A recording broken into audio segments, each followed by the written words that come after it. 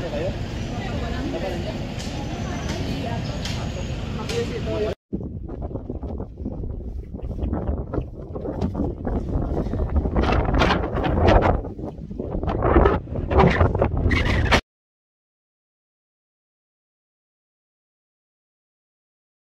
lumiliwanag na doon, oh. Nawawala yung fog. Pero ang lakas ng hangin.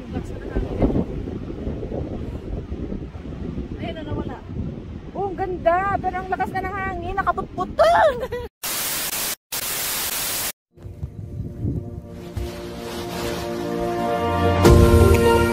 Hi, welcome back to Aki.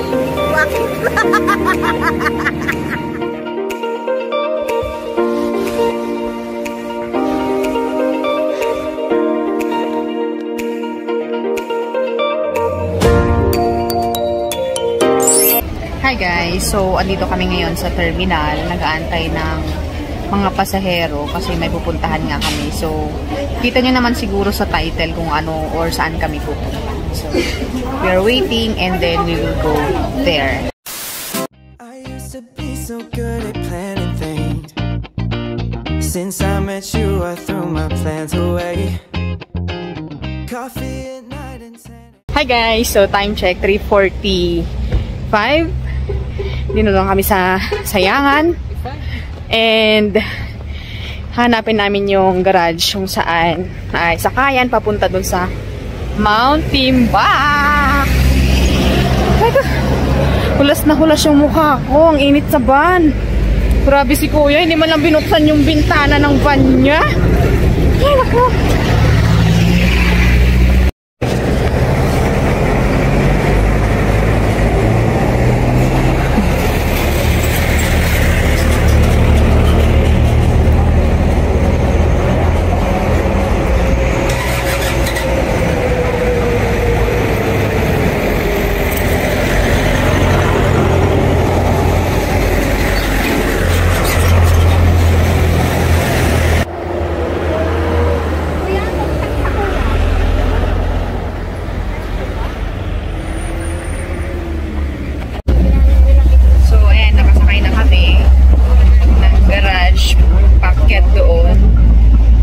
Abutin tayo ng 6 kilometers. Sobrang foggy ngayon guys. Parang room timing yata tayo pero carry lang.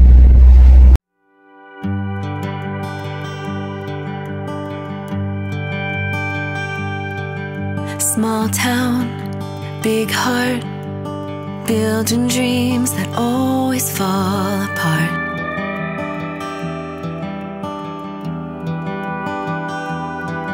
Slow days, fast cars, nowhere to go, so we stay where we are.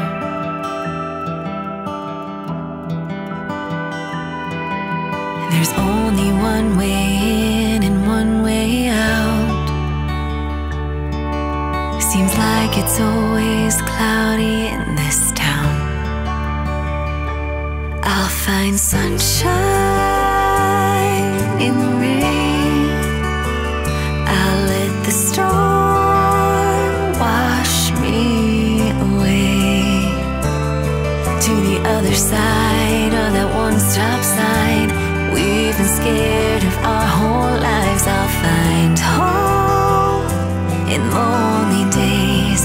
I'll find sunshine in the rain. Dad's gone 9 to 5, works real hard at keeping on the lights of that neon sign. Mom's glued to the TV, all her answers laid out on the screen, watching Jeopardy. The weather lady's nowhere to be found, 'cause it's always cloudy in this town. Akyat na kami guys. Sobrang tirik ng kalsada. Pwedeng lakarin pero mas magandang mag-jeep or mag-garage na lang para hindi masyadong pagod. Ganun. So, sobrang fog guys. Pakita ko sa inyo.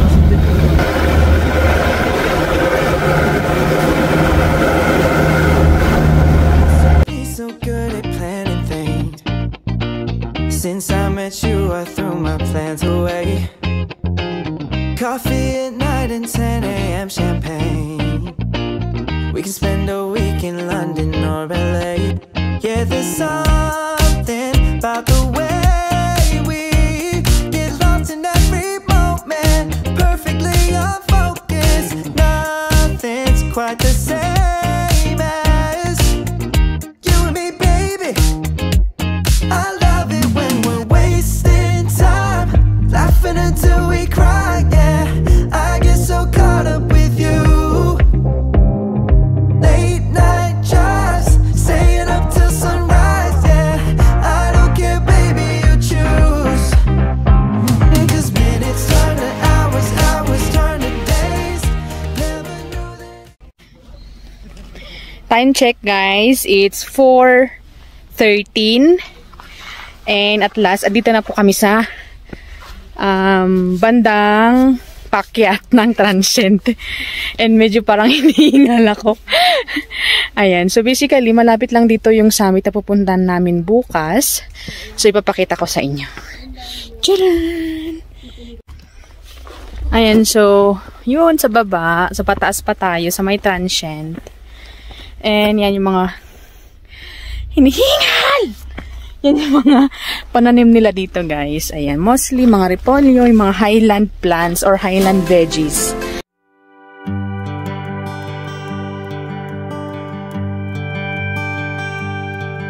Small town, big heart, building dreams that always fall apart.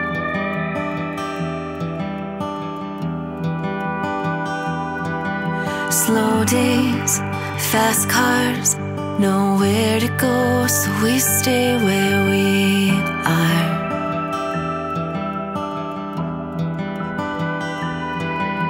There's only one way in and one way out. Seems like it's always cloudy in this town. I'll find sunshine in the rain. Guys, so andito kami sa room ngayon kasi super lamig sa labas. So andito lang kami nagngangat-ngat ng mga baon namin na binili kanina. So magkwento lang ako, guys. Kanina sa garage, very mabait naman yung driver ng garage, 'di ba? Basically, para siyang nagtutour din sa amin, ganyan. So sa garage pala, guys, ang bayad is 350 to 400. And pwede din naman kayo mag-bus or van, bababa lang kayo dun sa may kalsada, sa may baba, and then akyat na lang kayo. 6 kilometers yung layo from highway hanggang dito. Pero kami, since hindi naman po kami hiker, nag-garage na lang po kami.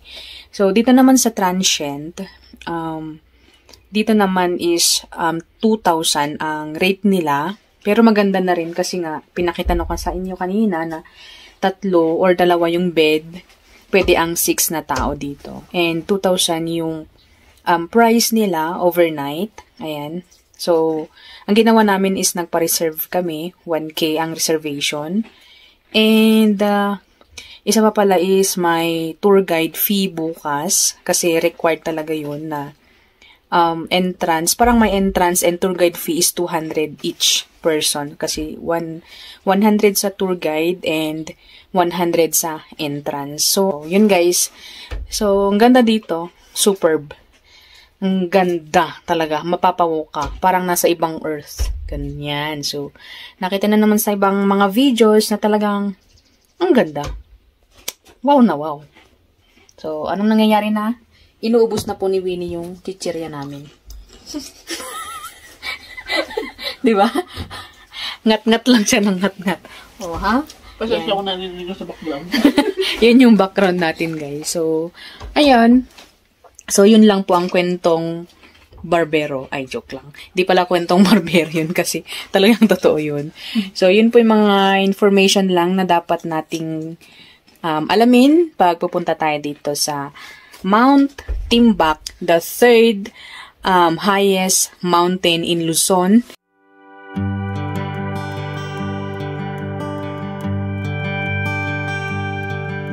small town, big heart, building dreams that always fall. So, ayan guys, andito kami sa may rooftop ng Transient para pagmasdan ang ganda ng sunset. Ayan. Sobrang ganda ng sunset, guys. Alam mo yun yung parang ano ba yun? Nag-reset. Alam mo yung parang nag-reset, nag-recharge tayo sa mundo, sa trabaho, sa kung lahat-lahat ng ginagawa natin. Diba? Ang ganda. Diba? Against the light lang yung mukha ko, pero ang ganda ng background ko, day. Diba? So, yun na nga. So, papakita ko na lang sa inyo yung hyperlapse kung gaano kaganda ng sunset dito. I used to be so good at planning things. Since I met you, I threw my plans away. Coffee at night and 10 a.m. champagne. We can spend a week in London or LA. Yeah, there's something about the way we get lost in every moment. Perfectly unfocused, nothing's quite the same. Good morning! So, time check tayo, guys. Mag-alas 5 na. 1 minute na lang alas 5 na. So, we are ready. Kasi inaantay lang namin yung magga-guide and then we will trek para maabutan namin ang sunrise. So, hopefully, hindi masyadong maulap kasi parang sabi ng weather kanina na parang drizzling or umaambon, umuulan, ganyan sa mga ibang part. And pag ganun ay makapal yung mga ulap. So, hopefully ay okay, guys. So, let's go! Alright, so we are starting. Ang dilim pa, guys. Yan. Buti na lang may flashlight akes. Medyo madilim ang daan, syempre, kasi nga. Pero nakikita na pala, medyo maliwanag na pala.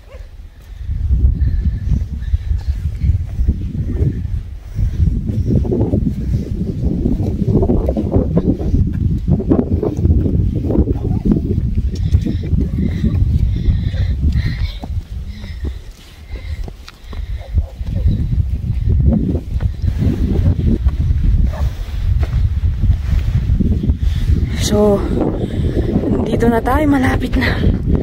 Can you see that? There, over there. And the foggy. And Winnie vlogging.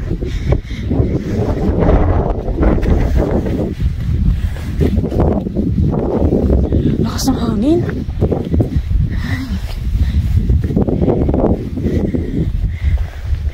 Wow! The world made God, made by God. To Mount Timbuk, let's go!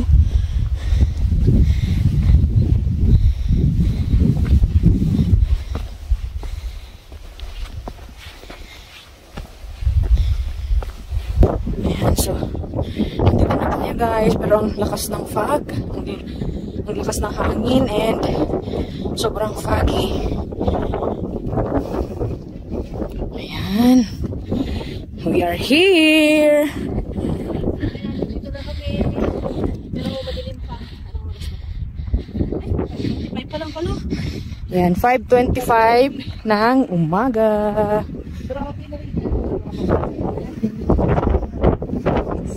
Diyan magmumula ang sunrise sa Mount Bulag. Yung hangin, ayan, no? Lakas. Kasla dabagyo na. Oh my gosh. Ang ganda dito later, promise. Hindi nilang nakikita. Kasi ang lakas ng hangin. Ang lakas ng hangin. Napakapit na ako dito. Kaslak lang may tayag. Oo, actually, honestly. Honestly, takot ka na? Oo, takot ako. Picture. Pero lumiliwanag na doon, oh. Nakawala yung fog. Pero ang lakas ng hangin. Lakas na hangin. Ayun na, nawala. Oh, ang ganda. Pero ang lakas na ng hangin. Nakaputputol.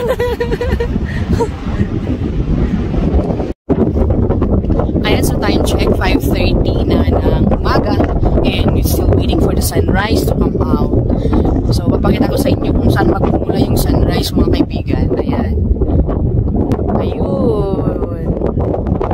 So, dun magmumula ang sunrise. And ito ang Mount Pulag. Ang famous Mount Pulag, mga kaibigan. Sobrang nakakalula dito. Ang taas namin. O, di ba? Dito pa sa kabila. Pero dito pa na ipapakita kasi naantay pa nga namin yung sunrise. Ayan. I'm still waiting.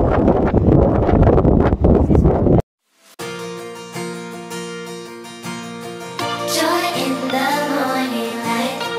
Joy in the morning light. Joy in the morning light. So, malapit-lapit na. 5:40 na. And there. Diyan magmumula ang sunrise of course. Again and again and again. Lamig.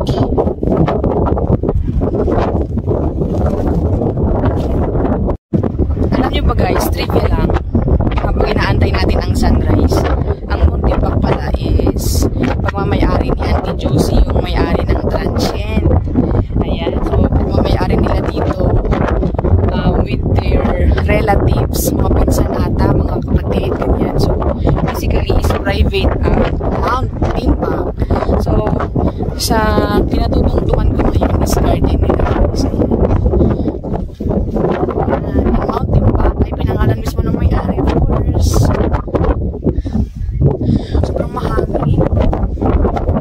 And ito ang pangatlo na pinakamataas na bundok dito sa Luzon. And pang-anim sa buong Pilipinas. Yes, ang lak. Umiliwanag na nga siya naman mga pero ang bukas ng hangin. Wow.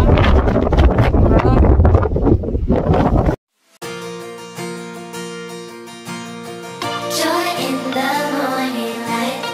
Joy in the morning light. Joy in the morning light. Joy in the morning light. Joy in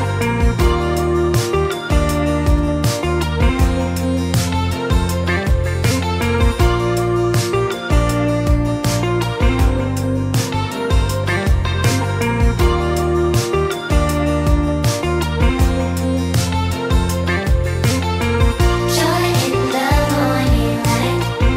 Joy in the morning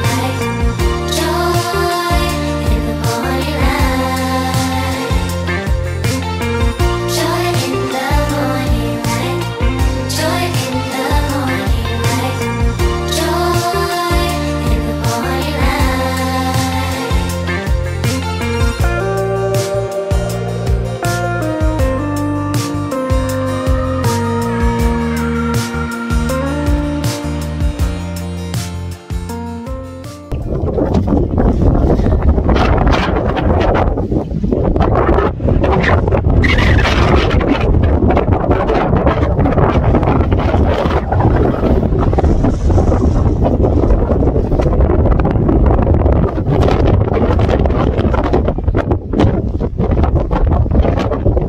Lakas ng hangin!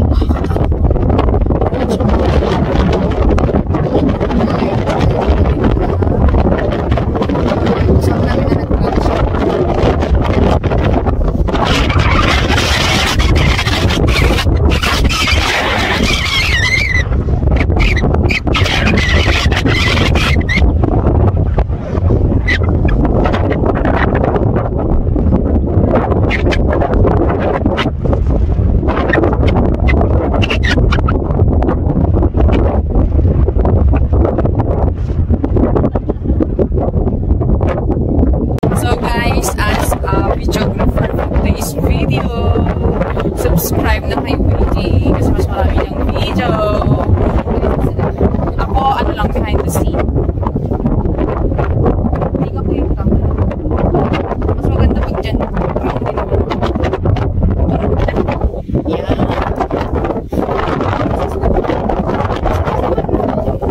Here.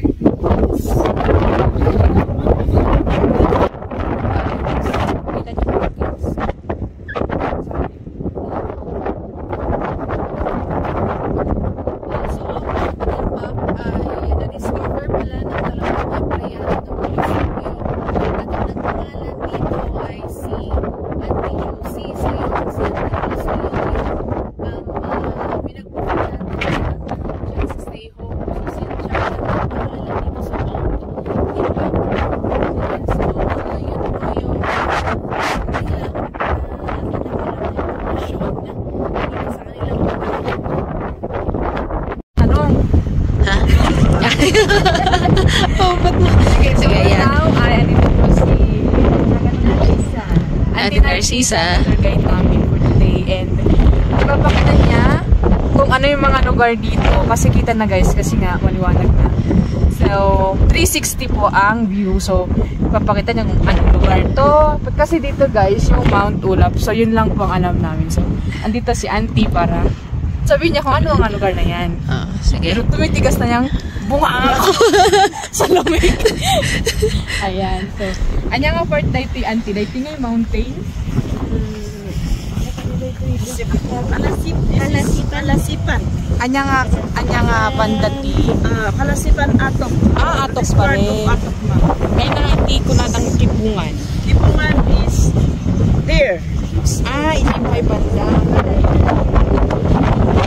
Sa mga madaming bahay.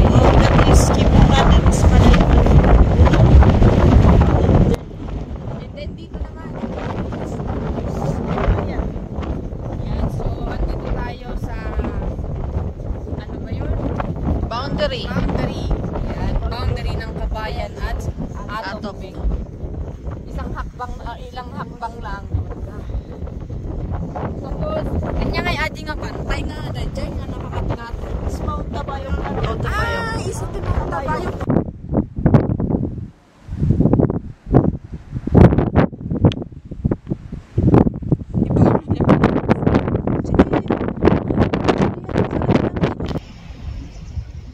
So, at last guys, ay nagpakita na si Mount Pulag at si Mount Tabayok. Ayan sila. Kasi kanina, sobrang mahiyain. Siguro marami kami kanina. Maraming audience. Kaya, mahiyain. So, for now, andyan po sila. So, papakita ko sa inyo guys. Kasi pag igaganon ko against the light, so I will video for you. So, ayan siya guys. Andun na si Haring Araw. Mataas na. So, Mount Pulag is over there. And Mount Tabayok. Yung mga pinagha-hike ng mga hikers talaga. Famous Mount Pulag and Mount Tabayok. So, ilang hakbang na lang, Kabayan na tayo. So, Kabayan dyan sa may baba.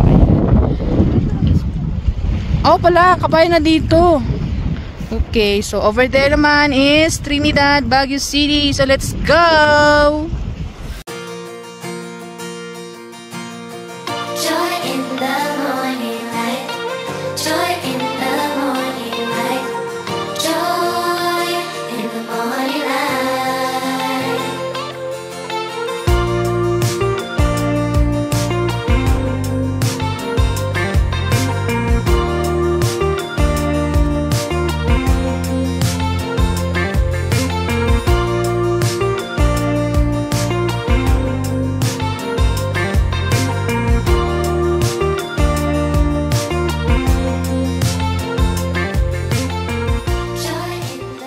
Alright guys, so pauwi na kami.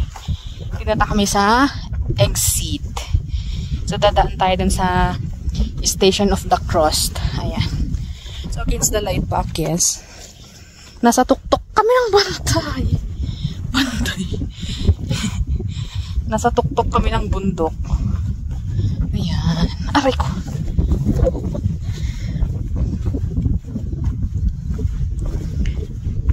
Cordilleras Mountain. Okay, so mag-exit na nga tayo. Kanina against the light yung mukha. Pero ngayon, siguro naman, medyo maganda-ganda naman ang video. So makikita nyo yung mga mountains. Mountains talaga, walang hanggan ang mountains. So, time check natin, mag-aalas 7 na yata. And humupa na rin yung malakas na hangin, hindi gaya kanina na parang signal number 3. Ayan. So, kailangan talagang mag-exercise. Unti lang yung nahay para na tayong ewan dito. Yung lungs natin, sobrang na-exercise na. Yung pansin nyo sa boses ko, agal-al in Ilocano. Ayan. Antiyan niya ngayon nga part dito eh. 3. Paway. Ay, high spend. Sayangan, Paway, pero doon pa, sa banda doon. Mount Ulis. Ano ti Mount Ulis, ante? Yeah. Likod ti pangatay. Anya na ganun dahil tower. Wen. Diretso na di ay. May isang tip pala ako guys. Kung gusto nyong pumunta dito, magdala kayo ng tissue. Kasi sa sobrang lamig, hindi nyo mamamalayan, may sipon kayong nahuhulog. Kaya magdala kayo ng tissue. Kasi hindi nyo mamamalayan. May mga sipon pala. Gaya kanina sa akin. Nung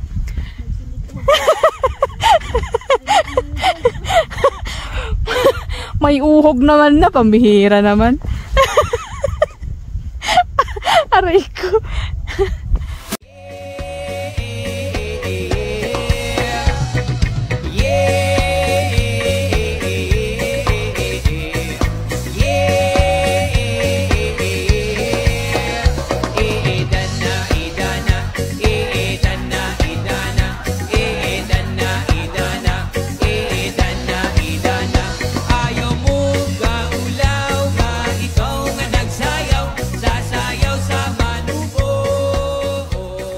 Kung pansin nyo guys, kung merong hagdang-hagdang palayan sa Banawe, meron din ditong hagdang-hagdang vegetables. Hagdang-hagdang gulayan. Kasi yun po yung talagang ano dito, trabaho nila and products nila is mostly flowers and vegetables. And dinadala nila sa Trinidad para doon maibenta. Sa Balimot dito, sa Balimot Joy, sa Balimot Joy.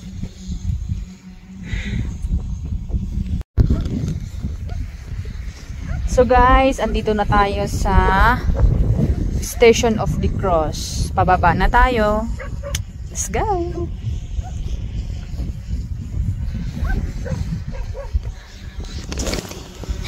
Ay, sorry. Ay, sorry.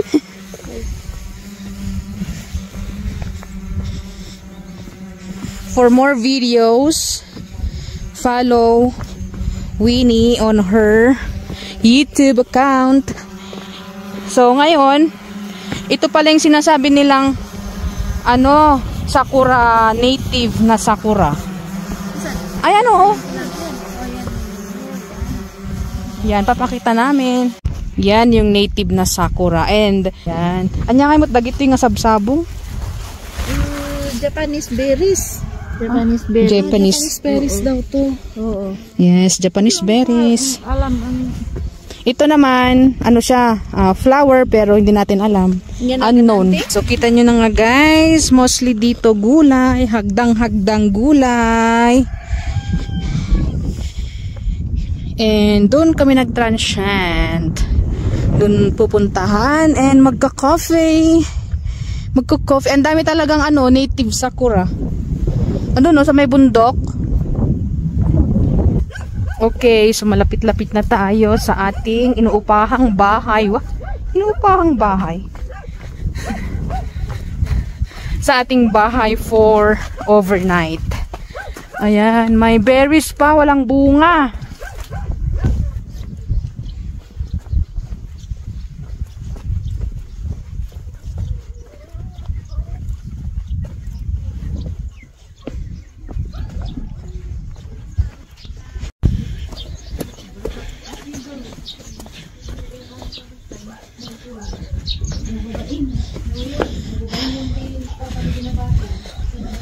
Hello! So nga bukain sa ako talaga do kami mag-ulat tayo. Type 80 amin. Ay, picturean lang ba kami? Siya ang aming tour guide na siya'y Mango.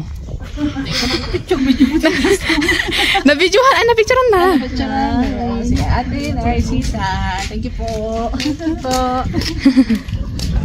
So, yan pala yung aming transient. Yan. So, ang bait ng may-ari.